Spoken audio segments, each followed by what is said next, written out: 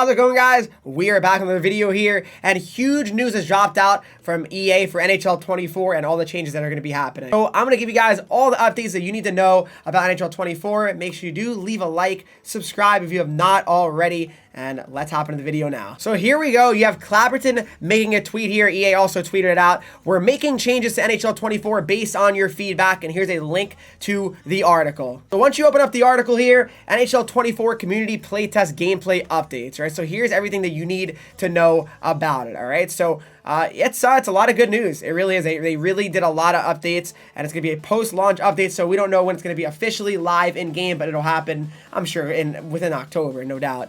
We wanted to provide another update on the changes we're committed to making based on your feedback from the NHL 24 community playtest. So thank you to everyone who took the time to provide thoughtful feedback on their experience with the game. It really helped the team quickly take action on some of the most pressing pieces of feedback immediately.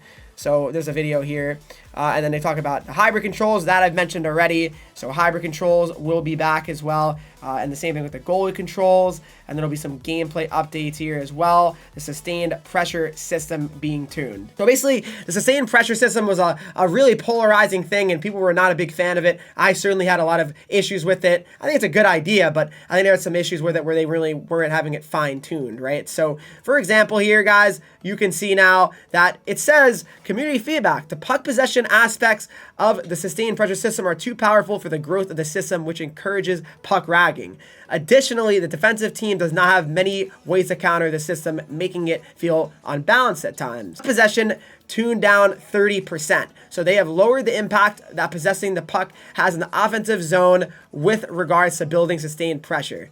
The value of possessing the puck has been lowered by 30%. Shots on net and big hits in the offensive zone are now strengthened as the best way to build sustained pressure. So that's pretty good. I like that they definitely turned that down. You know, kind of passing it around and cycling the whole time it's dumb. Decay rate of pressure meter increased by 100%. So the new tuning sees the meter decay faster once the puck is cleared outside of the defensive zone by the defending team. This creates a more authentic feel to stay in pressure, as the offensive team must keep a consistent attack in the offensive zone in order to activate full pressure.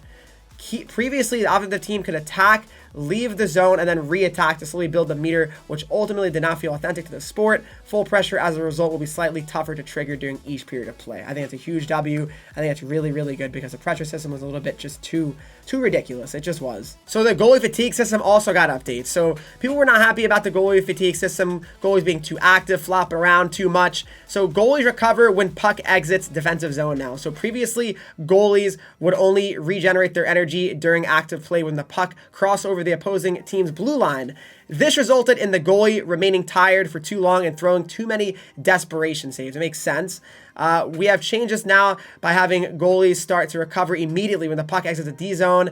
This means more peaks and valleys with goalie fatigue rather than consistent fatigue skates. I think that's really good because goalies aren't just dead tired the whole time. It's not realistic.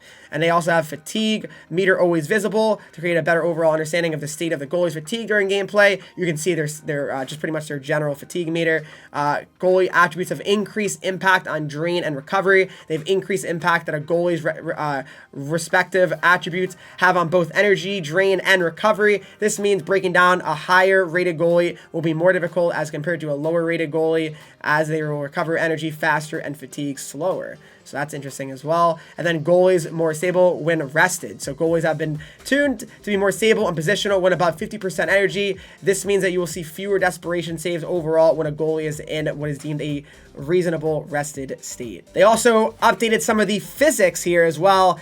People were saying the hip checking was a little bit silly and the size didn't matter for reverse checks, so they really kind of fixed that here as well.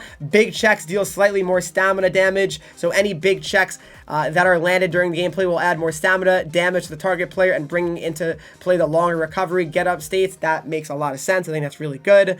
Player size carries more impact on reverse hit outcomes. Player sizes now factors more predominantly into the reverse hits that connect during a game. Smaller players will be far less likely to run it through a larger player due to a size mismatch, whereas larger player will be far more likely to run over a smaller player, and that's how it should have been the whole time. So really good to see they actually did address that. Forming a reverse hit results in some slowdown, so that's good. We have added a small slowdown event that occurs when any reverse hit is thrown during gameplay to provide more balance of the mechanic. This will address the issue where a player can reverse hit a defender and then continue at full speed up the ice. I mean, that just, yeah, that made no sense. Realistically, that just made it so broken and OP. Hip checks again in low speed situations. Again, people were just kind of having the hip check button out, just like slowly skating and just crushing people. It made no sense.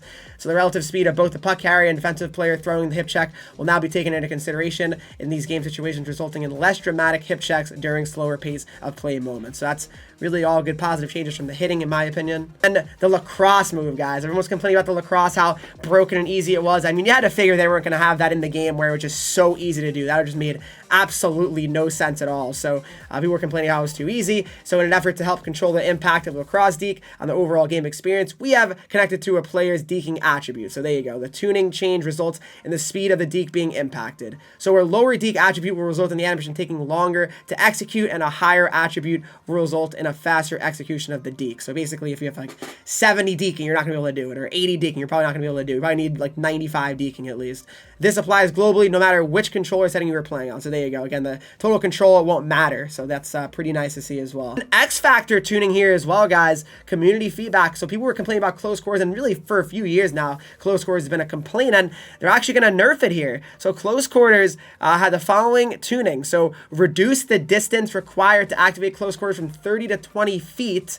And then reduce the accuracy bonus of close quarters by 50%, and reduce the accuracy bonus of close quarters superstar ability by 75%. Those are high percentages, guys. Very high percentages, and that makes X Factor close quarter really not that useful anymore, especially in World of Chell. So that's very good to see they actually took advantage of that. I feel like Truculence should be another one maybe they consider tuning a little bit. I think Truculence is a little bit broken still, but that's just my thoughts. And human goalie tuning as well. They increase the tether distance, so a human goalie using the new tether controls now has an expanded area to move within this control set. They've increased the movement range from 3 feet to 5 feet, allowing for more ability to cut down angles and overall freedom of the movement. So that's pretty nice if you're a goaltender.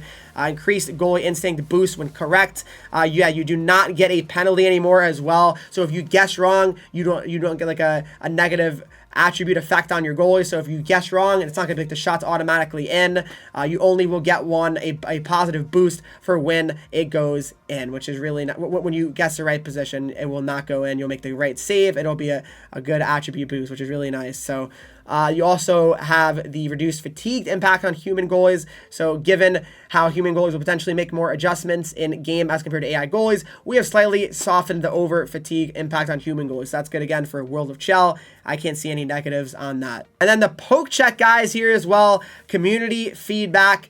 They were saying the poke check's been too difficult. I was agreeing with that. I felt like when you'd poke, it would slow your guy down way too much in NHL 24. And then he said pretty much they just reverted it back to exactly how NHL 23's poke checking system was, which I think was fine for the most part. It wasn't too broken or too OP. I mean, I just think that 24 is a little bit too much where you'd absolutely freeze and have no chance to really get back in the play if you miss a poke, which I don't think is realistic at all. So I'm glad they actually addressed the poke check as well. And then general gameplay tuning. The nets come off way too much during gameplay. So basically what they did was they said the nets are knocked off the mooring, so it does not happen as much. Because it does still happen. I feel like nets shouldn't come off really in general, at least in my opinion. I think it's kind of a weird thing to have still in the game. Maybe an online play, maybe an offline play, it's certainly okay, but I really don't think the net should be coming off much at all. But for me, I'm glad they reduced it. And then the glass breaking was also happening just absolutely way too much. So very good to see they also reduced the likelihood of it happening. So overall, I mean, I see only positives really coming out of all these patch notes. Really glad to see this done by EA. It really is all positive. And if you guys want to check out all these videos they have on the website going over all these things, they have one of the head producers now of EA, Mike Engelhart. All right, so he is pretty much going over all the things, guys, that are being addressed in this. So you're gonna watch that as well. These a bunch of different clips. I'll put the link of this in the description description also, so don't worry about that.